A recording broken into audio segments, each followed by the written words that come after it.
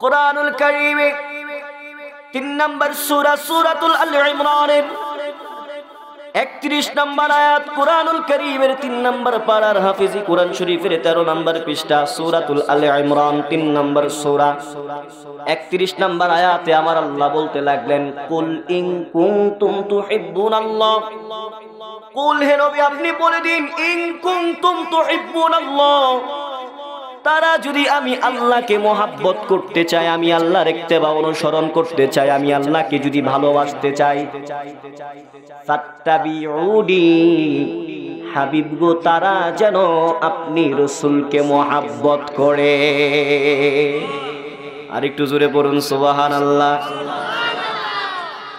আল্লাহ বলেন, বন্ধু আপনার উম্মতদের আপনি জানায়া দিন, যদি আপনার উম্মতরা আমি আল্লাহর মহাব্বত অর্জন করতে চাই, যদি আমি আল্লাহকে ভালোবাসতে চাই, তারা যেন আপনি রাসূলকে মহাব্বত করে, ফলে আমি আল্লাহর মহাব্বত করা অর্জন হয়ে যাবে।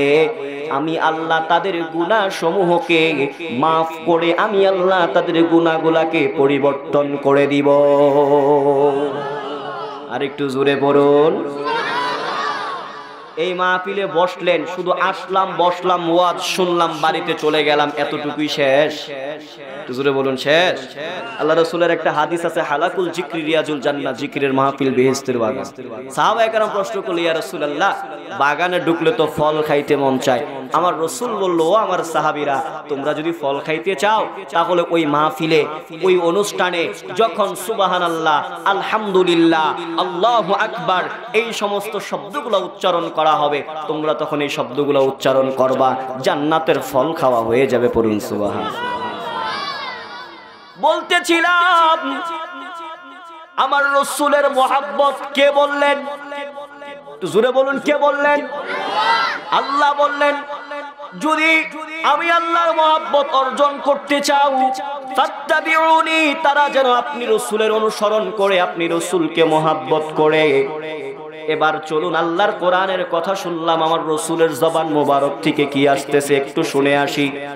আমার রাসূল বলতে লাগলেন, লা ইউমিনু, ততক্ষণ পর্যন্ত তোমরা কেউ ঈমানদার হতে পারবে না যতক্ষণ পর্যন্ত নিজের সন্তান সন্ততি, পিতা মাতা, পরিবার, আহলে আওলাদ এবং কি সমস্ত মানুষের চাইতে আমি রাসূলকে মহব্বত না করতে পারবা, ততক্ষণ পর্যন্ত তোমরা কেউ ঈমানদার হতে পারবে না।